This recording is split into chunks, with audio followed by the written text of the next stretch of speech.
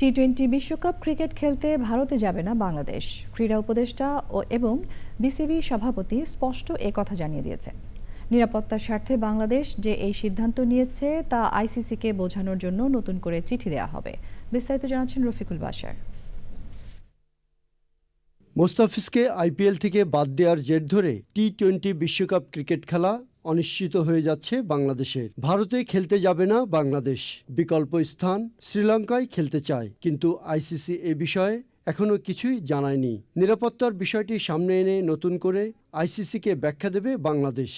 এটা এখন অপমান বা আত্মসম্মানের জায়গায় পৌঁছেছে বলে মনে করেন ক্রীড়া উপদেষ্টা আসিফ নজরুল। তিনি বলেন, মর্যাদা ও সম্মানের প্রশ্নে আপোষ নয়। দেশের মর্যাদার বিনিময়ে আমরা বিশ্বকাপ ক্রিকেট খেলতে চাই না। যেখানে ভারতের ক্রিকেট কন্ট্রোল বোর্ড নিজেরাই বলছে কলকাতা টিমকে যে এই প্লেয়ারকে নিরাপত্তা দেওয়া যাচ্ছে না, ওনাকে তোমার টিম থেকে বাদ দাও। এটাই তো একটা ট্যাসিড রেকগনিশন যে ভারতে নিরাপদে খেলার মতো পরিস্থিতি নাই। কিন্তু আমাদের ক্রিকেটের যে নিরাপত্তা, বাংলাদেশের নিরাপত্তা, বাংলাদেশের মর্যাদা, এটার প্রশ্নে আমরা কোনো আপোষ করব না। আমরা ক্রিকেট খেলতে চাই, আমরা বিশ্বকাপ খেলতে চাই, এবং এটা আমরা আরেকটা যে আয়োজক দেশ আছে শ্রীলঙ্কা, সেখানে খেলতে চাই। সে যথেষ্ট শক্ত যুক্তি দিয়ে আমরা আইসিসিকে বুঝাবো।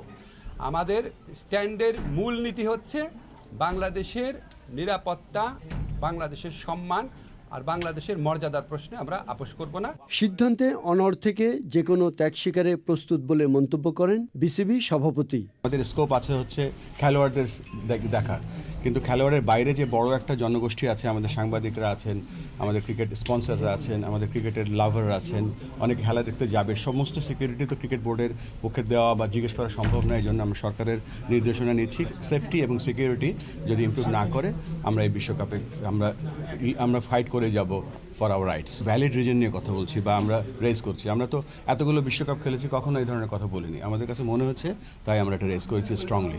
আইসিসি খেলার স্থান পরিবর্তনে সম্মত না হলেও এই সিদ্ধান্ত পরিবর্তন হবে না বলে বৈঠক শেষে জানানো হয়। আপনাকে অনেক ধন্যবাদ। Rafiqul Bashar, channel I, Dhaka.